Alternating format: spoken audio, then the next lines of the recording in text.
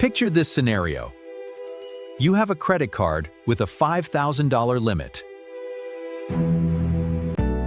Warnito and takes to go when you theys cromly here run into svar. You spend $2,000 on furniture. The compound oving noun. You have the cash in the bank, and you plan to pay it off completely.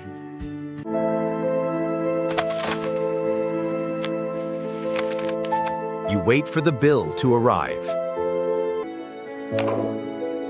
And the moment it hits your inbox, you pay the full balance. You pay zero interest. You are a responsible borrower. And yet, 3 days later, you get an alert on your phone.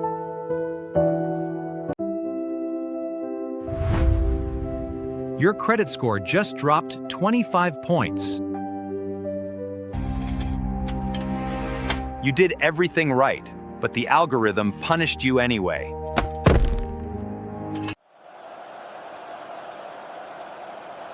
This happens to thousands of people every single month. And it is usually because of a fundamental misunderstanding of one specific date on the calendar. Today, I'm going to show you how the banking system actually takes its snapshot of your finances, and how moving your payment by just 48 hours can be the difference between a good score and an exceptional one. This is Tom Talks Money, where we try to outsmart the financial systems that are usually designed to outsmart us. Today, we are doing a deep dive into credit utilization. This is arguably the fastest lever you can pull to change your credit score.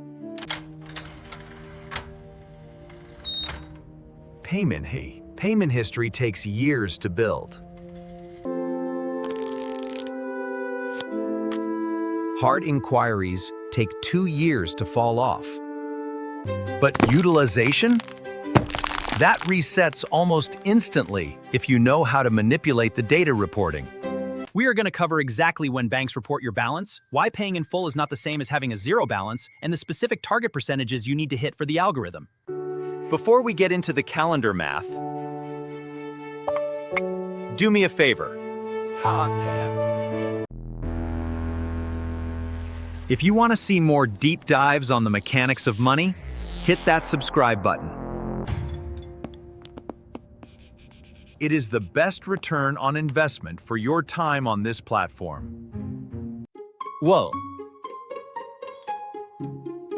Let's start with the trap that catches almost everyone. We are trained from a young age that the due date is the most important day in our financial lives. And in terms of not losing money, that is true.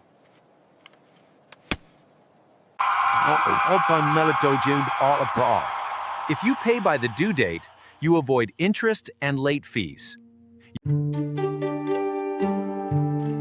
But here is the friction point. We assume that the credit bureaus, Experian, TransUnion, and Equifax, are watching a live feed of our bank accounts. We assume that if we pay off our debt on the 15th, the bureau knows we are debt-free on the 16th. But that is not how the plumbing works. The credit scoring system is not a movie. It is a series of photographs. And unfortunately for many responsible people, the photographer usually takes the picture right when your room is the messiest, days before you actually clean it up. Here is the actual timeline of a credit card cycle. It is vital you visualize this. Let's say your billing cycle runs from the 1st to the 30th of the month. During those 30 days, you are swiping for groceries, gas, and dinner. Your balance is climbing. On the 30th, the cycle closes. The bank generates a statement. That PDF bill you get in your email. This is the critical moment, the statement closing date. The balance on that specific piece of paper is the number the bank sends to the credit bureaus.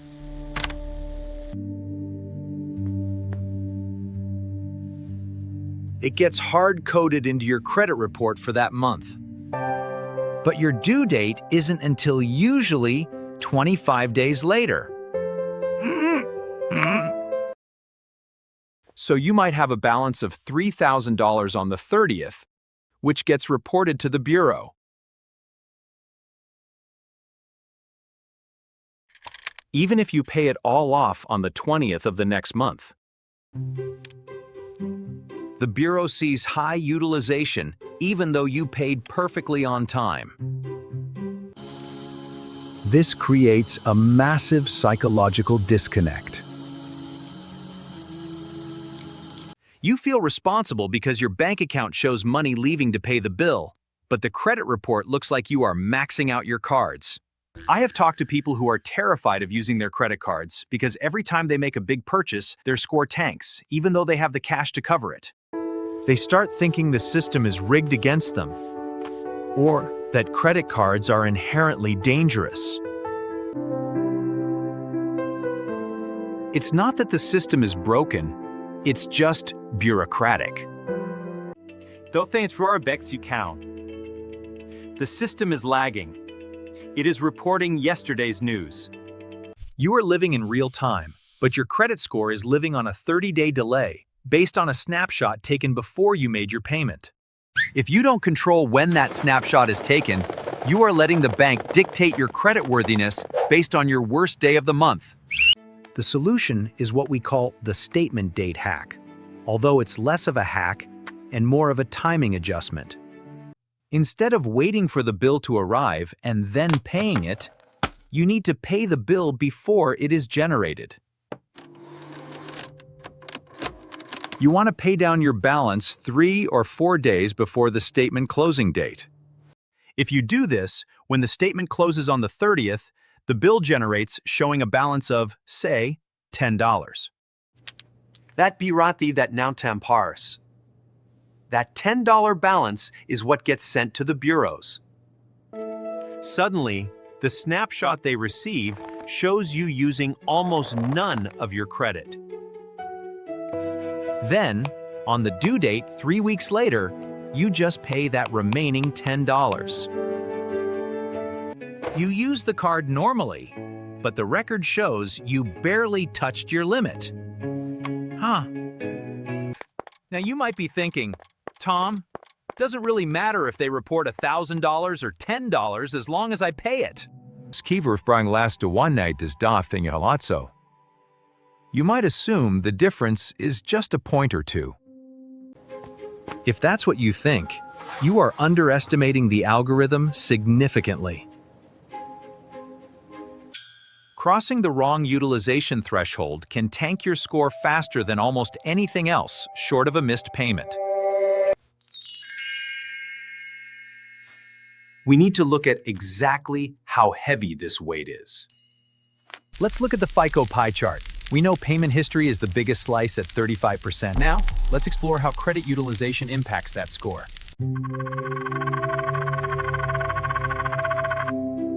That makes sense. Did you pay your bills? But the second biggest slice, coming in at a massive 30%, is amounts owed. This is almost entirely driven by your credit utilization ratio. Think about that. Nearly 1/3 of your financial reputation is based solely on how much of your available credit you are using right now. It is weighted heavier than the length of your credit history.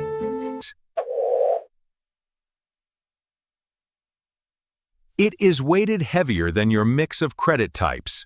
You could have a perfect 10-year history, but if you max out your cards for 1 month, that 30% slice of the pie crumbles and your score drags down with it. About OPI. It is highly sensitive and highly volatile. The math here is simple division, but the impact is tiered. Utilization is your current balance divided by your credit limit. If you owe $500 on a $1,000 card, you are at 50%. The scoring models generally hate anything above 30%.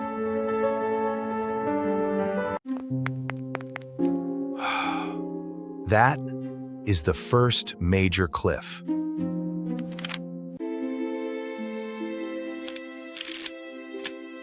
If you cross 30%, you look like a risk. If you cross 50%, you look like a crisis. A crisis.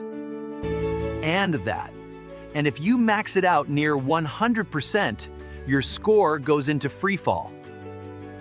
This applies to both your overall credit utilization, all your cards combined, and your individual card utilization. You could have $50,000 in total available credit, but if you have one single card with a $500 limit that is maxed out, your score will suffer. The algorithm flags that one maxed out account as a sign of distress. I call this the panic zone. And now, for the solution. I've seen people with 800 credit scores drop into the 740s just because they booked a family vacation on a card with a low limit. They didn't miss a payment. They didn't apply for a new loan. They just let the utilization spike cross a threshold on the statement date. The panic sets in because most people don't know why it happened. They check their app, see the drop, and assume identity theft or a banking error. The reality is just the cold math of the 30% weighting kicking in. The system views high utilization as a precursor to default.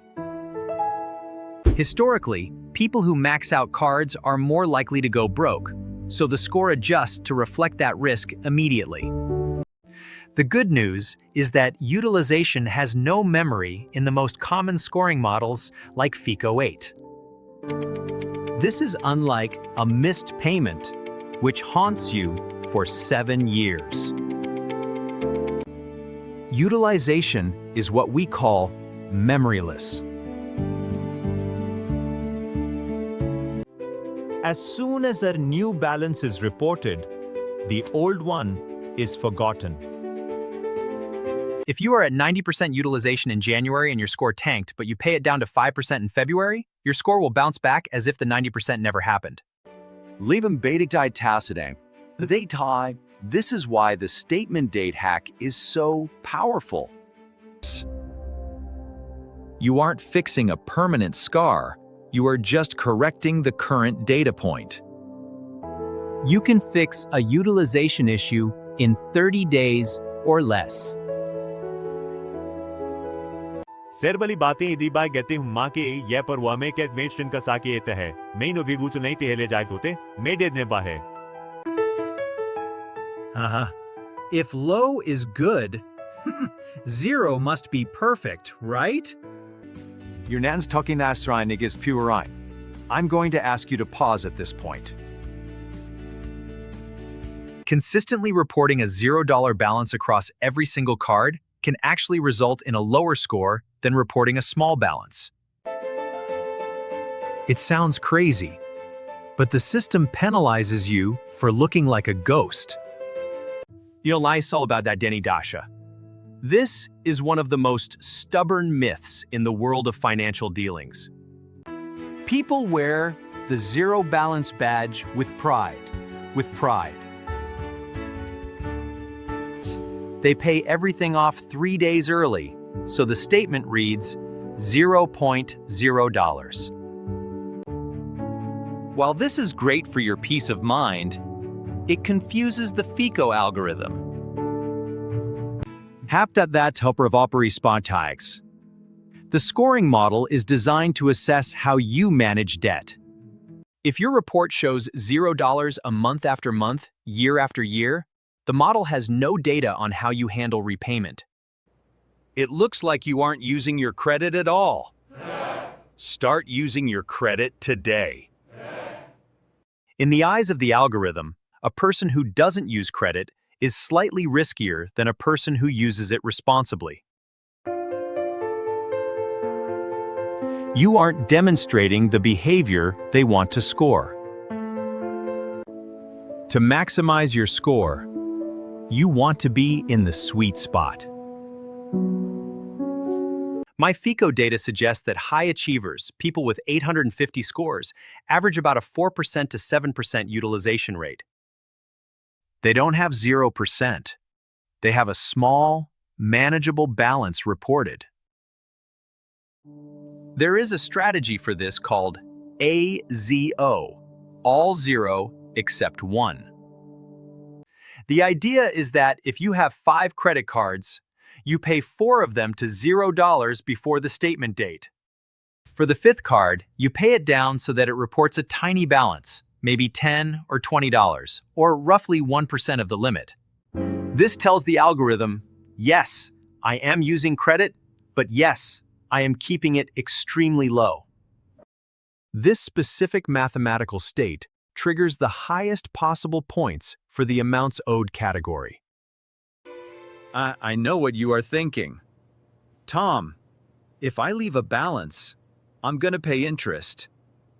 And the das sengwer fari dactamine for enansi spacomini. And this is where the terminology trips people up. Reporting a balance is not the same as carrying a balance. Remember the timeline. The statement closes on the 30th with a $10 balance. That gets reported. You have until the due date, usually the 20th of the next month, to pay that $10. As long as you pay that $10 by the due date, you pay 0 interest. You get the credit score boost of showing activity, and you get the financial benefit of paying no interest. You are threading the needle between the reporting date and the due date. So, here is the protocol for the perfectionists. If you are applying for a mortgage next month and you need every single point possible, don't go to 0 flat. Go to 1%. Pay down your primary card so that when the statement cuts, it shows a trivial amount.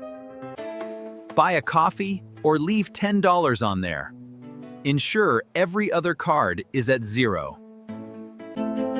This provides the active use signal without the risk signal.